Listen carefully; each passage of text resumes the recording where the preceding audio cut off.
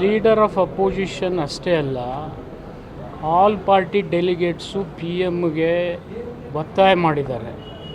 ಅಕಸ್ಮಾತ್ seize fire ಮಾಡೋದಿದ್ದರೆ ನೀವು session ಕರೀರಿ, ಅಕಸ್ಮಾತ್ ಸೀಸ್ ಫೈರ್ ಮಾಡದೇ ಇದ್ದರೆ ಸೆಷನ್ ಕರಿಬೇಡಿ. ನಾವು ಹೇಳ್ತೀವಿ ವಾರ್ ಆದರೂ ಮಾಡಿ. ಆದರೆ ಇಲ್ಲಿ ಯಾವುದು ಈಗಾಗಲೇ ನಮ್ಮ ರೆವಿನ್ಯೂ ಮಂತ್ರಿಯವ್ರು ಹೇಳಿದಾಗೆ ಯಾವುದೇ ಒಂದು ನಿಷ್ಕರ್ಷಕ್ಕೆ ನಾವು ಬರದೆ, ಈಗ ಬೇರೆಯವ್ರು ಯಾರೋ ಹೇಳಿದರು ಅಂದರೆ ಅದಕ್ಕೊಂದು ಕಂಡೀಷನ್ ಇರಬೇಕಾಗಿತ್ತು. ಅಕಸ್ಮಾತ್ ಅಮೇರಿಕಾದವರು ಇಂಟರ್ಫಿಯರ್ ಮಾಡಿದ್ದಾರೆ, ಅವರು ಕಾಶ್ಮೀರ ಇಶ್ಯೂ ಇಟ್ಕೊಂಡು ನಿಮ್ಮನ್ನು ಇಂಟರ್ಫಿಯರ್ ಮಾಡ್ತಿದ್ರೆ ನೀವು ಸೀಸ್ ಫೈರ್ ಮಾಡಬಾರ್ದಿತ್ತು.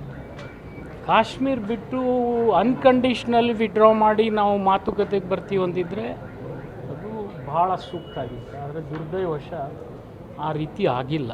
ಅದನ್ನೇ ಎಲ್ಲ ವಿರೋಧ ಪಕ್ಷದವ್ರು ಕೇಳ್ತಾರೆ, ದೇಶದ ಜನ ಕೇಳ್ತಾ ಇದ್ದಾರೆ, ಕಾಮನ್ ಜನ. ನಾನು ಪೇಪರ್ ಕಾಮೆಂಟ್ ನೋಡಿನಿ, ಎಷ್ಟೋ ಹೆಣ್ಮಕ್ಳು ಈ ವಾರ್ ಒಂದು ಸರ್ತಿ ಮುಗಿಸ್ಬಿಡ್ಬೇಕಾಗಿತ್ತು. ಯಾಕೆ ಪಾಕಿಸ್ತಾನಕ್ಕೆ 2 ಸರ್ತಿ ಹೊಡೆದಿದ್ದೀವಿ, 3ನೇ ಸರ್ತಿ ಹೊಡೆಯೋದೇನು ಭಾಳ ಕಷ್ಟ ಇರಲಿಲ್ಲ, ಮಾಡಬೇಕಾಗಿತ್ತು.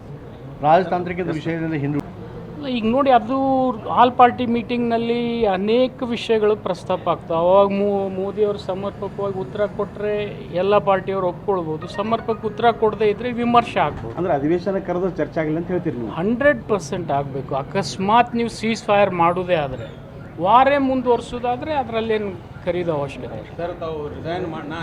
ಈ ವಿಡಿಯೋ ನಿಮಗೆ ಇಷ್ಟವಾದಲ್ಲಿ ಲೈಕ್ ಮಾಡಿ, ಶೇರ್ ಮಾಡಿ, ಸಬ್ಸ್ಕ್ರೈಬ್ ಮಾಡಿ.